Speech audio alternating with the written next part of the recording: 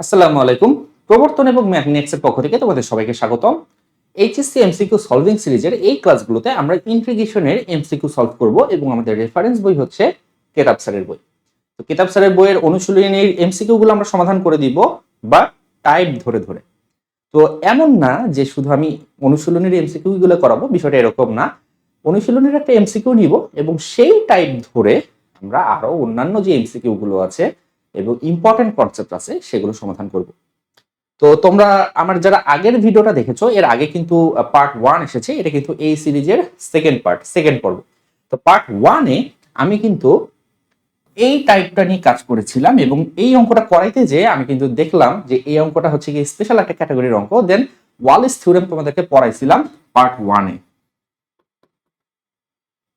Wallis theorem দিয়ে তোমার হচ্ছে গিয়ে কি করা যায় বলতো, ইন্টিগ্রেশন অফ 0 থেকে π/2 sin to the power mx into cos to the power nx dx, এই ক্যাটাগরির যতগুলো ইন্টিগ্রেশন আছে খুব সহজেই কিন্তু এই ক্যাটাগরির ইন্টিগ্রেশন গুলো করা যায়। তারপর টার্গেট ছিল যে আজকে আমি প্রায় 10-12টা এমসিকিউ তোমাদের সমাধান করে দিব এবং সেটা করতে চেয়ে পরের যে এমসিকিউটা সেটার দিকে যখন নজর গেল দেখলাম যে এইটা অ্যাকচুয়ালি আরো ইন্টারেস্টিং একটা ম্যাথ। বুয়েট 11-12 সালে এসেছিল। তো বুয়েট 11-12 সালে একটা এমসিকিউ এসেছিল। বেসিক্যালি এখন তো তোমার অ্যাকচুয়ালি রিটেন এবং কি বলবো, পুরোটাই রিটেন হয়, 400 নম্বরের রিটেন হয়। বাট 13-14 সালের দিকে তখন কিন্তু তোমার দুই ভাগে পরীক্ষাটা হতো, দুই ভাগের অ্যাকচুয়ালি মানে 600 নম্বরের পরীক্ষা হতো, 300 এমসিকিউ হতো, 300 রিটেন হতো এবং আমাদের সময় আমরা 300 এমসিকিউ 300 রিটেন দিয়েছি। তো যাই হোক, যেহেতু এটা একটা এমসিকিউ এর অঙ্ক, এমসিকিউ কিন্তু তোমাকে খুব অল্প সময়ের ভিতরে করতে হবে। আমি প্রশ্নটা তোমাকে একটু দেখাই। প্রশ্নটা হচ্ছে এরকম যে এক্স এর কোন মানের জন্য ফাংশন অফ এক্স, এটা একটা ইন্টিগ্রেশনের অঙ্ক দিয়ে দিছে, এইটা মিনিমাম হবে। কি বলছে? ফাংশন অফ এক্স মিনিমাম হবে। তো তোমাকে কি বলছে, একটা ইন্টিগ্রেশনের অঙ্ক দিছে, ইন্টিগ্রেশনের অঙ্কটা তুমি যখন করবা, দেন যখন তুমি লিমিট বসাবা তখন এটা অ্যাকচুয়ালি একটা ফাংশন হবে, এক্স এর একটা ফাংশন হবে। দেন তোমাকে বলছে মিনিমাম ভ্যালু বের করতে হবে। দ্যাট মিনস ওই যেই ফাংশনটা আসলো সেটাকে আবার ডিফারেন্সিয়েট করতে হবে, কারণ তোমরা জানো যে মিনিমাম বা ম্যাক্সিমাম ভ্যালুর জন্য তোমার কি হতে হয়, ফার্স্ট ডেরিভেটিভ 0 হতে হয়। তো তার মানে ফার্স্ট আমাকে একটা ইন্টিগ্রেশনের অঙ্ক করতে হবে, নির্দিষ্ট যোগজ করে রেজাল্টটা বের করতে হবে, রেজাল্টটা বের করার পর সেই রেজাল্টটাকে আবার ডিফারেন্সিয়েট করতে হবে, ডিফারেন্সিয়েট করে সেইটা ইকুয়ালস টু 0 ধরে এক্স এর আমি যে ভ্যালুটা পাবো সেইটা হবে আমার একটা অ্যান্সার। তুমি বলো যে একটা এমসিকিউ আমি যদি এভাবে করি তাহলে কি সময় নষ্ট হবে? তোমার মনে হতে পারে যে এটা একটা লেংথি কোশ্চেন, বাট না, এটা লেংথি কোশ্চেন না, এটা 10 সেকেন্ডের ভিতরে অ্যান্সার করা যায়। আমি তোমাকে এটা 10 সেকেন্ডের ভিতরেই সমাধান করে দিব। এবং এই ক্যাটাগরির যে অঙ্কগুলো আছে, এই ক্যাটাগরির অঙ্কগুলো করার জন্য স্পেশাল একটা ফর্মুলাই আছে, যে ফর্মুলাটাকে আমরা বলতেছি লিবনিজ ফর্মুলা। তো লিবনিজ ফর্মুলা অ্যাকচুয়ালি আমাদের এইচএসসি সিলেবাসে নাই। তো যেহেতু এইচএসসি সিলেবাসে নাই, তো ফার্স্ট আমি কি করব, সিলেবাসে যেভাবে আছে, সিলেবাসে আমাদের যে জানা কনসেপ্ট আছে, যেটা আমি একটু আগে বললাম, সেই জানা কনসেপ্ট দিয়ে আমি অঙ্কটা তোমাকে করে দেখাবো। দেন আমি তোমাকে দেখাবো যে সেম অঙ্কটা 10 সেকেন্ডে কিভাবে করতে হয় লিবনিজের ফর্মুলা দিয়ে। তো চলো দেরি না করে শুরু করা যাক ভিডিওটি। আচ্ছা, সো ফাংশন আছে, ইন্টিগ্রেশন আছে, সহজ ইন্টিগ্রেশন, আমরা ইন্টিগ্রেশন করব, লিমিট বসাবো, ফাংশন পাবো, দেন ডিফারেন্সিয়েট করব। চলো আগে ইন্টিগ্রেশনটা করি।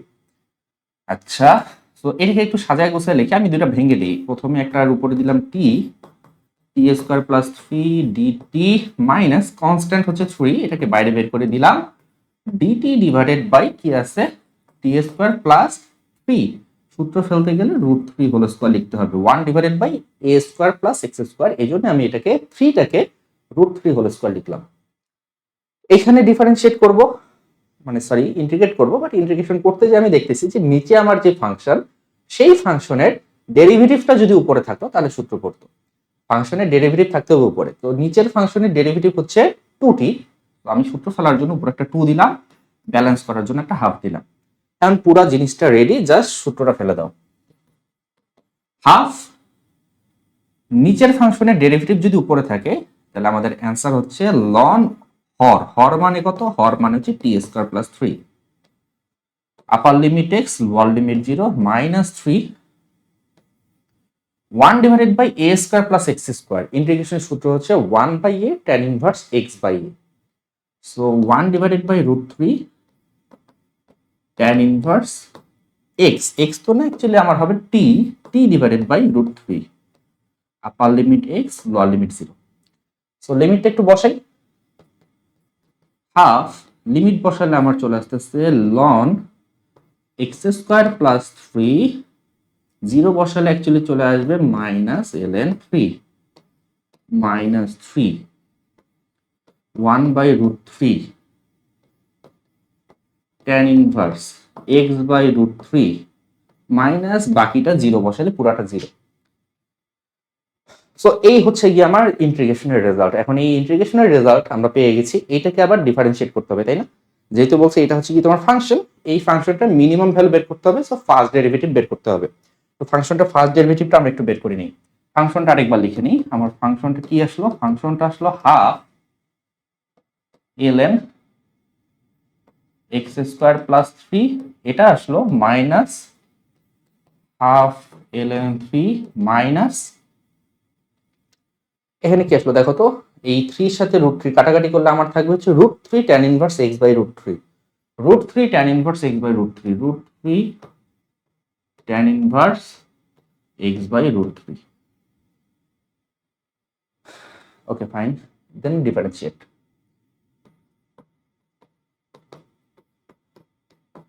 ডিফারেন্সিয়েট যদি করি তাহলে কি হবে? হাফ ln x, এটাকে x ধরবো, মনে মনে এটাকে x ধরবো। সো ln x ডিফারেন্সিয়েট করলে হবে 1 by x, 1 by x, so x square plus 3, যেটাকে মনে মনে x ধরছে সেটা যদি অ্যাকচুয়ালি x না হয় তাহলে ডিফারেন্সিয়েট করে গুণ করতে হবে।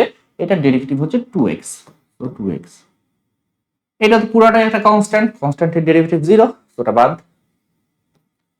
সো আমার থাকতেছে হচ্ছে এখানে root 3 tan inverse x, tan inverse x এর ডেরিভেটিভ হচ্ছে 1 divided by 1 plus x square, so x square divided by 3। আর যেটাকে মনে মনে x ধরছি, x বাই রুট 3 কে x ধরছি, এটা যেহেতু অ্যাকচুয়ালি x না, এটাকে ডিফারেন্সিয়েট করে গুণ করতে হবে। তো গুণ করলে আমার আসছে 1 by root 3। This should be equals to 0। First derivative should be equals to 0 for finding maximum or minimum value. তো আমার এখানে 2 ক্যান্সেল আউট হয়ে গেল, এখানে থাকতেছে x divided by x square plus 3 minus এখানে রুট 3, এখানে রুট 3 ক্যান্সেল হয়ে গেল, এই তিনটা উপরে উঠে যাবে, এখানে থাকতেছে 3, এখানে থাকতেছে x square plus 3, this is equals to 0। So লসাগু করলে থাকতেছে x square plus 3 x minus 3 equals to 0।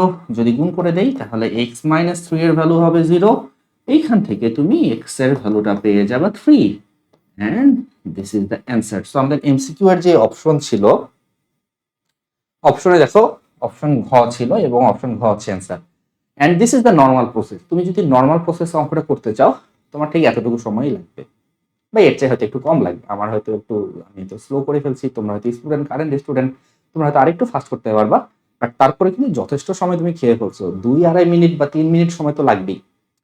But এখন আমরা যে ফর্মুলাটা দেখব, খুবই ইন্টারেস্টিং একটা ফর্মুলা, খুবই চমৎকার একটা ফর্মুলা।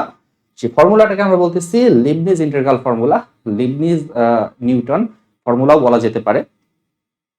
তো ফর্মুলাটা কিরকম? ফর্মুলাটা হচ্ছে যে একটা ফাংশন, টি এর একটা ফাংশন, টি হচ্ছে কি অন্য একটা ভেরিয়েবল, মানে এক্স ছাড়া অন্য যে কোনো ভেরিয়েবল। তো একটা ফাংশন, এইটার আপার লিমিট এবং লোয়ার লিমিট যদি এক্স এর ফাংশন হয় এবং ইন্টিগ্রেশনটাকে তুমি যদি এগেইন ডিফারেন্সিয়েট করতে চাও, তো সম্পূর্ণ প্রসেসটা একবারে তুমি যদি করো তাহলে দিস ইজ দ্য ফর্মুলা। এটা হচ্ছে ফর্মুলা। ফর্মুলাটা দেখতে খুব বিদ্ভুত লাগতেছে, তাই না? এবং তোমার মনে হচ্ছে যে এটা কি ফর্মুলা? ফর্মুলাটা কিন্তু খুব সহজ ফর্মুলা। দেখো এইটা অ্যাকচুয়ালি কি, এটা আপার লিমিটটা না, এই যে আপার লিমিট।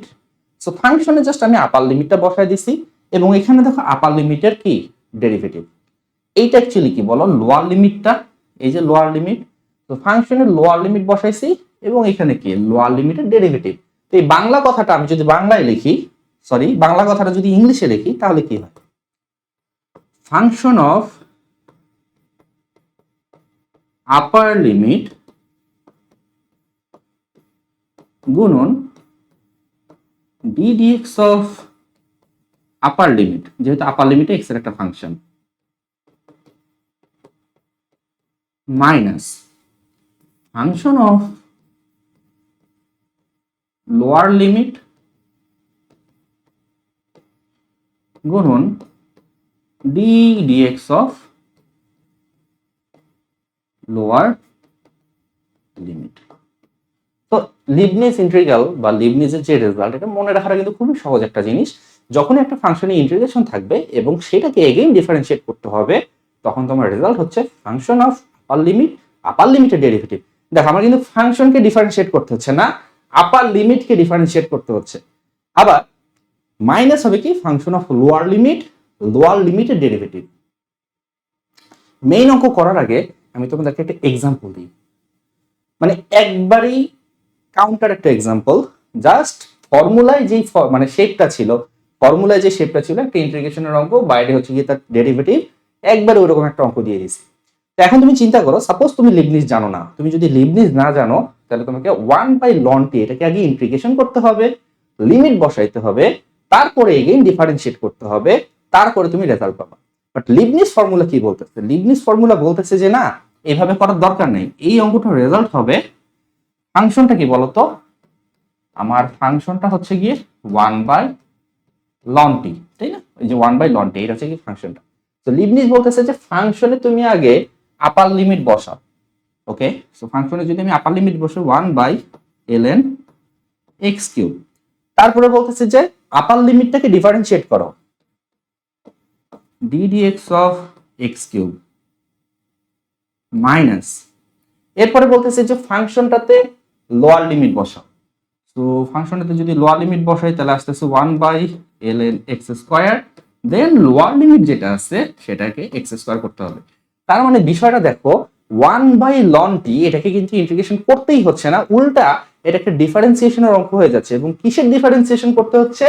লিমিটের ডিফারেন্সিয়েশন, x³ আর x² ডিফারেন্সিয়েশন, একবারে বাচ্চা অঙ্ক।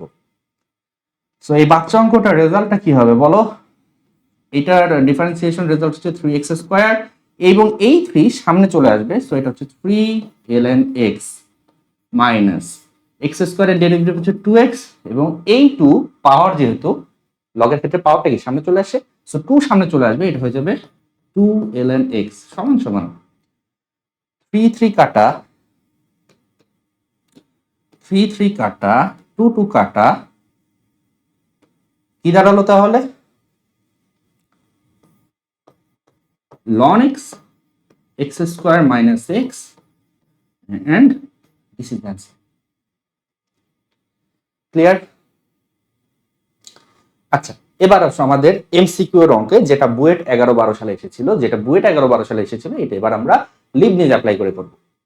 সো আমরা জানি যে আমাদেরকে কি বের করতে হবে, আমাদেরকে বের করতে হবে অ্যাকচুয়ালি ddx অফ 0 থেকে x t minus 3 t² plus 3 dt equals to 0।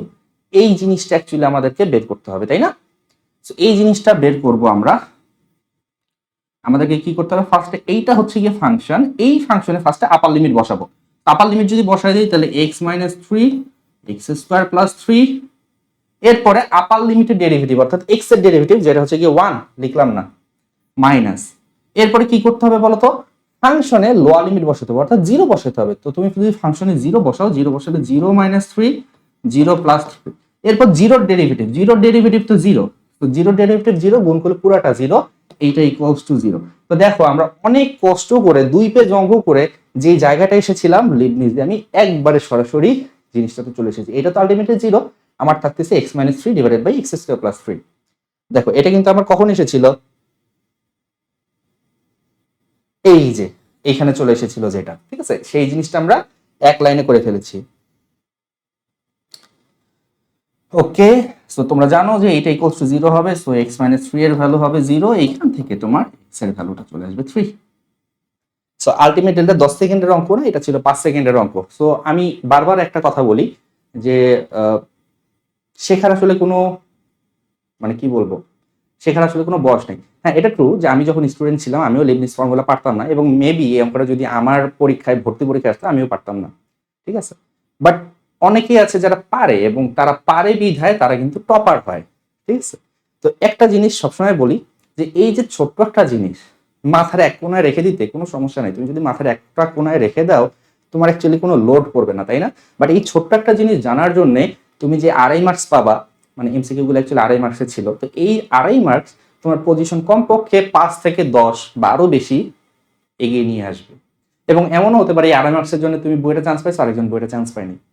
এই জন্য শেখার ক্ষেত্রে আসলে তুমি কোনো বাদ বিচার করো না যে আমার সিলেবাস আছে কি নাই এটা দেখে আমি শিখবো, বিষয়টা এরকম না। শেখার ক্ষেত্রে বাদ বিচার করো না, শিখতে হবে সবকিছুই। বাট হ্যাঁ, পরীক্ষার আগে আমরা শুধুমাত্র আমাদের সিলেবাসে যে জিনিসগুলো আছে সেগুলোই রিভিশন দিব, তাই না? যাই হোক, এগুলো নিয়ে আমরা আরো আলোচনা করব। কেমন লাগলো তোমাদের ভিডিওটি এটা কিন্তু কমেন্ট করে একটু জানাতে হবে, এবং তোমরা এই ধরনের আরো ভিডিও চাও কিনা, ঠিক আছে, এটা কিন্তু জানাতে হবে। যদি রেসপন্স ভালো হয় তাহলে কিন্তু আমরা সিরিজটা কন্টিনিউ করব, শুধু ইন্টিগ্রেশন না, যতগুলা চ্যাপ্টার আছে সবগুলা চ্যাপ্টারের ক্ষেত্রে আমরা সেম প্যাটার্নে আমরা ইন্টিগ্রেশনটা ফলো করব। সো তোমাদের যদি রেসপন্স ভালো হয়, আমার টার্গেট আছে, যদি তোমাদের রেসপন্স ভালো হয়, পরের ভিডিওটা চলে আসবে অ্যাবসোলুট ফাংশনের ইন্টিগ্রেশন। খুবই ইম্পর্টেন্ট একটা টপিক, খুবই মজার একটা টপিক। পরম মান ফাংশনের ইন্টিগ্রেশন কিভাবে করতে হয় এটা নিয়ে আমরা পরবর্তী ক্লাসটা করব। সো সবার সাথে ভিডিওটি শেয়ার করে দাও। ভালো থাকো সবাই, আল্লাহ হাফেজ।